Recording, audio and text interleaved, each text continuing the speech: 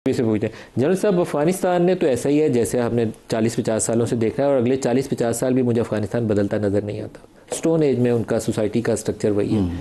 हम क्या करें, क्योंकि हमारे तो हमसाए में है, मुसलमान मुल्क भी है, ये भी नहीं कोई कहता कोई दिल करता कि जाएं और सारों मार दें, नहीं दिल करता कहना, but we need a solution. हम अपने बच्चे रोज़ाना शहादतें उनकी नहीं उठा सकते।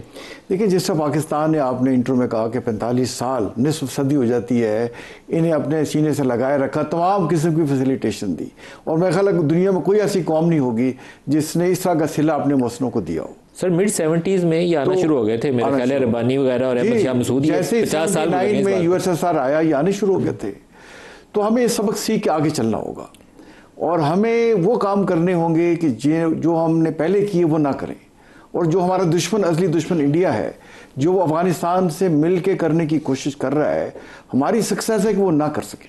हम अफगानिस्तान में क्या करें ये बताइए पहले। देखिए, हमें एक तो ये जो इस्तांबुल में मुज़ाकरात किसी नतीजे पे नहीं पहुंच सके, बट एक चीज़ उनको बड़ा क्लियरली कन्वे हो गया है कि पाकिस्तान अब से हार्ड स्टेट की तरह डील करेगा। पहले जो थोड़ा बहुत लिवरेज आपको देते थे वो अब नहीं मिलेगा। Pakistan has decided once for all कि जैसे हमारे फील्ड मार्शल ने भी कुछ अर्सा पहले कहा कि एक पाकिस्तानी की जान मुझे पूरे अफगानिस्तान से अजीज़ है, और जैसे डिफेंस मिनिस्टर ने कहा कि हम डीप अफगानिस्तान में स्ट्राइक करेंगे। तो पाकिस्तान की तो कैपेबिलिटी है। सर आपके कैपेबिलिटी का सवाल नहीं है, वो आप में है, आप जाके यहाँ से काबुल स्ट्राइक कर सकते हैं, लेकिन ये वो वॉर है जिसको हमें अवॉइड करना चाहिए। दूसरी साइड के ऊपर मैंने कहा वो स्टोन एज में रहते हैं। हाँ। तो पाकिस्तान उनके साथ लड़के तो हमारे तो माली तौर पर भी नुकसान है, इंटरनल इंस्टेबिलिटी आती है या कोई टेररिज्म की स्पिल ओवर आती है। तो हमें कुछ ऐसी सूरत बनानी है कि जंग में जाए बगैर इंश्योर कर सकें कि वहाँ से टेररिज्म। हमें एक तो ये करना होगा कि अफगानिस्तान और इंडिया का नेक्सस तोड़े, और वो तोड़ने के लिए और वो तोड़े, मैं बताता हूँ आपको, उसको तोड़े। एक तो देखिए, हमारी हम उनकी लाइफ लाइन पे बैठे हुए, आज 18वां दिन है, हज़ारों ट्रक्स लाइंड अप हैं चमन और तुर्खम बॉर्डर पे, और हमें ये प्रेशर तो उन पे कंटिन्यू रखना चाहिए और रीजनल प्रेशर डालना चाहिए। आप देखें, एक तो तुर्की और कतर आपके साथ मिल गए कि पाकिस्तान की इतनी लेजिटिमेट डिमांड, एक ही डिमांड कि आप इंश्योर करें कि अफगानिस्तान की सरजमीन पाकिस्तान के खिलाफ इस्तेमाल ना हो, और वो मानते थे। एक तो देखें उनकी सीरियसनेस, देखें कि डिप्टी होम मिनिस्टर भिजवा दिए। मैं देख रहा था 5 डिप्टी होम मिनिस्टर्स उनके हैं, एक प्रोविंसेस का है, एक सिक्योरिटी का है, एक इंटेलिजेंस का है, और ये एडमिनिस्ट्रेशन का था। ये जो मौलवी नजीब साहब थे उसको वहाँ भिजवा दिया।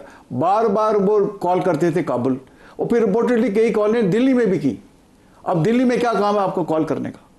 तो यहाँ तक वहाँ इंडिया की, आप कह रहे हैं कि वहाँ से इस्तांबुल से दिल्ली भी कॉल कर रहे हैं। और फिर वो कहते थे हमारे डेलीगेशंस को कि जो आप कह रहे हैं बिल्कुल हम आपके साथ हैं, हम हर किस्म की अश्योरेंस देते हैं, लेकिन लिख के हमें नहीं दे सकते। अच्छा, आप हमें ड्राफ्ट दे दें। अच्छा, उन्हें ड्राफ्ट दे दिया, ड्राफ्ट भिजवा देते थे। मतलब ये जो उनकी देखें नॉन सीरियसनेस, कि एक अपना मिनिस्टर लेवल का बंदा भी नहीं भेजा। हमें भी चाहिए था कि इसमें देखते कि किस लेवल पे वहाँ रिप्रेजेंटेशन है, कम से कम मिनिस्टर लेवल का बंदा तो वहाँ जाना चाहिए था। बट एक चीज़ बड़ी क्लियर जैसे मैंने हो गई है कि पाकिस्तान अब हार्ड स्टेट की तरह इनको डील करेगा, और हमें रीजनल प्रेशर ईरान, ताजिकिस्तान और चाइना के साथ और सऊदी अरेबिया के साथ मिलाकर इनको डालना चाहिए, इनकी स्पेस कम करनी चाहिए। सऊदी तो चाइनीज आपको एंगेज करने चाहिए, वो इफेक्टिव, तो वो इनको इफेक्टिव होंगे। और ये जो इंडिया एक्सरसाइज करने जा रहा है त्रिशूल सिरकरी के पास, जो उन्होंने डेट भी देखी ऐसी नदीम भाई दी कि 30 अक्टूबर से 10-11 नवंबर, उधर उनका बिहार का इलेक्शन, तो बिहार का इलेक्शन पहला फेज 6 को हो रहा है, दूसरा 11 तक वो एक्सरसाइज कर रहे हैं। तो एक लिहाज से उन्होंने भी इनको कहा होगा सर आपको ईस्टर्न बॉर्डर पे चुकन्ना रहना पड़ेगा। देखिए, हम चुकन्ना है, हम उस साइड से आप रूल आउट मत करिए कि दोबारा हरकत करे। तो वो देखिए, क्योंकि इलेक्शन है, और इलेक्शन में दो लोग यही कह रहे हैं शायद हार जाए मोदी, जैसे राहुल गांधी का बयान भी आया है कि मोदी साहब इतना आपको ट्रम्प जलील कर रहा है, हर मुल्क में आपका नाम लेके आपकी बेइज्जती करता है। अब साउथ कोरिया में देखिए उसने क्या कहा, उसने कहा Modi apparently looks like a father figure but actually he is a killer, so I have told him कि that we will not do trade with him if you fight war with Pakistan. और पाकिस्तान का देखिए, हम सब चीज़ें मॉनिटर कर रहे हैं। सर मोदी जितना अंडर प्रेशर है ना, वो आपकी ईस्टर्न साइड से शरारत करेगा, आपको बहुत ज़्यादा हमें उस पर मुतात होना होगा और उन्हें क्लियर कर देना होगा। उन्हें कहें देखिए, अगर आपने हमारे 1 इंच भी बॉर्डर क्रॉस किया तो हमारा जो फुल स्पेक्ट्रम डेटरेंस है उसमें हम किसी भी हद तक जाएंगे। और अब तो देखिए, ट्रम्प ने भी कह दिया कि मतलब ही is a field marshal and is a great fighter. तो उन्होंने तो प्रूव। आबिद साहब से ही पूछ लें। आबिद शेर अली साहब, यहाँ बहुत हिकमत दानाई चाहिए, आपकी रियासती ताकत भी चाहिए, उसका इजहार भी होना चाहिए। जब सरहदों का दिफा की या अपनी कौम के बेटों की हिफाजत की बात हो तो आपकी ताकत का इजहार भी होना चाहिए। लेकिन यहाँ हिकमत दानाई चाहिए इसलिए कि आपका ईस्टर्न बॉर्डर गर्म है और वो आप दोबारा जंग को अभी रूल आउट नहीं कर सकते ऐसी सूरत हाल में। वेस्टर्न बॉर्डर पर ख़तरा कई गुना बढ़ चुका है, क्या करना चाहिए इस पे आप बताइएगा? इसके ऊपर कोई पार्लिमान बैठे, इस पे सर जोड़े, कोई सिलेक्ट कमेटी बनाए डिफेंस सिक्योरिटी के ऊपर, वो बैठे, कोई तरीकाकार बनाए, ब्रीफिंग्स लें। देखिए नदीम मलिक साहब, बहुत शुक्रिया आपका। ये बड़ा एहसास किस्म का मामला है। एक तरफ आप अपने आप को मुसलमान कहते हैं, दूसरी तरफ आप अपने मुसलमान रियासत के ऊपर दहशत गर्दी करते हैं, हमारे मुसल्लह अफवाज को टारगेट करते हैं। और पाकिस्तान ने आबियारी की, बिल्कुल ठीक कहा, 45 साल हमने इनको पाला। अब ये खारदार कांटे बन चुके हैं और ये किसके ही माँ के ऊपर, एक मुस्लिम ममालिक के ऊपर, एक ममलकत इस्लामी के ऊपर हमलावर होते हैं। तो हमने क्या चाहा, हमने अभी मेरे भाई कह रहे हैं कि अमन की खातिर कोई और एडमिनिस्ट्रेटिव लेवल, पाकिस्तान ने सीरियस एफर्ट्स की कि इस मामले को वाइंड अप किया जाए। हमने क्या मांगा था कि आप श्योरिटी दें कि आपकी सरजमीन पाकिस्तान के अंदर जो दहशत गर्दी होती है, पाकिस्तान के अंदर जो हमले होते हैं, शवाहिद देने के बावजूद अगर तालिबान तो वहाँ पर सुना है किसी को अपनी मर्ज़ी से सांस भी नहीं लेने देते, लेकिन ये रियासत पाकिस्तान है, ये तालिबानों की या उनकी ग्राउंड नहीं है। लेकिन हमने पाला उनको पिछले 45 साल, हमने उनको खाना दिया, हमने अफ़गानों को, लाखों अफ़गानों को, बेयार मददगार अफ़गानों को हमने as a Muslim brother country अपने सीने से लगाया, अपने घरों में जगह दी, उनको कारोबार में हिस्सेदार बनाया।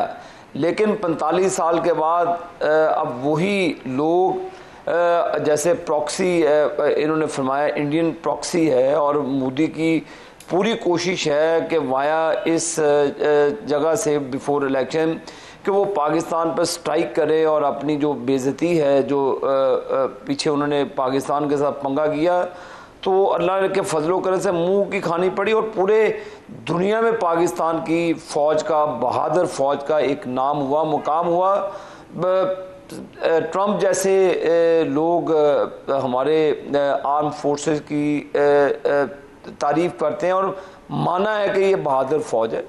तो मलिक साहब, पाकिस्तान ने कभी भी, चाहे वो इंडिया हो, चाहे वो अफ़गानिस्तान और कोई और कंट्री हो, हमने हमेशा हमसायों के साथ बेहतरीन ताल्लुकात की बिना की बात की है। लेकिन आप हमारा अमन ख़राब करेंगे, आप हमारे घर में घुस के आप हमारे लोगों को मारेंगे, तो मलिक साहब ये अब इसकी हरगिज़ किसी को इजाज़त नहीं होगी। ख्वाजा आसिफ साहब की आपने स्टेटमेंट, जो हुकूमती बयान है, वो यही पॉलिसी है सारे पाकिस्तान की पॉलिसी। अव्वल हम अमन चाहते हैं, लेकिन आप हमारी सलामती पर हमलावर होंगे, आप हमारी खुद मुख्तारी पर हमला होंगे, तो मलिक साहब फिर किसी किस्म का कोई लिहाज नहीं होगा।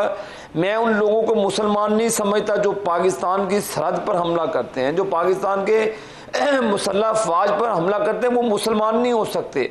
उनका एजेंडा और है, वो इंडियन एजेंडे पे जब काम करेंगे तो मलिक साहब, हमने तो पूरी सिंसियर एफर्ट्स की, हमारा डेलीगेशन गया, उनसे बात की, उन्होंने कहा जी हम आपको श्योरिटी नहीं देंगे। तो मलिक साहब, जब आप मेरे घर पे आके मेरे पे गोली चलाएंगे तो मैं चुप कर, अल्लाह ने हमें एटॉमिक पावर भी बनाया, अल्लाह ताला ने हमें हर किस्म की, हालांकि पाकिस्तान, ये आपने सही फरमाया कि मुआशी हालात के मद्देनज़र रखते हुए जंग पाकिस्तान में किसी सूरत में भी हमें इसे हर सूरत अवॉइड करना चाहिए। लेकिन जब हमें हमारे गले की तरफ कोई चीज़ आएगी, हमारी जानों को आ ले बैठेगी, तो मलिक साहब फिर हम अपनी सरहदों की भी हिफाजत करेंगे, फिर हम घुस के भी मारना जानते हैं। अगर अमन होगा तो अमन होगी, अगर जंग करना चाहेंगे तो फिर इसका मुंह तोड़ जवाब दिया जाएगा। और हमने हर किस्म की, देखिए यही पूरे पाकिस्तान का, आप भी पाकिस्तानी हैं माशाल्लाह, आप एक राय कायम करते हैं पब्लिकली टीवी पे बैठ के, ये जो हमारे सफ़ीर हजरात हैं, जो हमारे एनालिस्ट हैं, जो पैनलिस्ट हैं, वो एक राय कायम करते हैं जो आवाम की तरफ से होती है। तो आप ये राय कायम करते हैं कि डायलॉग अगर इसका हल नहीं है, तो अगर वो चाहते हैं कि पाकिस्तान के अंदर जंग की जाए, पाकिस्तान को कमज़ोर किया जाए, इंडिया के फंडिंग के साथ, इंडियन जो उनके पास आर्म्स हैं उसके ज़रिए आप पाकिस्तान को कमज़ोर करेंगे, तो इसकी इजाज़त पाकिस्तान हरगिज़ नहीं देगा। पाकिस्तान पूरी कौम अपनी आर्म फोर्सेस के शाना बिशाना खड़ी है, दहशतगर्दों के ख़िलाफ़ खड़ी है, किसी मुस्लिम रियासत के ख़िलाफ़ नहीं खड़ी, किसी इस्लामिक स्टेट के ख़िलाफ़ नहीं खड़ी, उन दहशतगर्दों के ख़िलाफ़ खड़ी है जो हमारी सरजमीन पर अपनी सरजमीन से लोगों को भेजकर हमारे ऊपर हमला कराते हैं। मलिक साहब, उस पर किसी किस्म का कोई कंप्रोमाइज़ नहीं।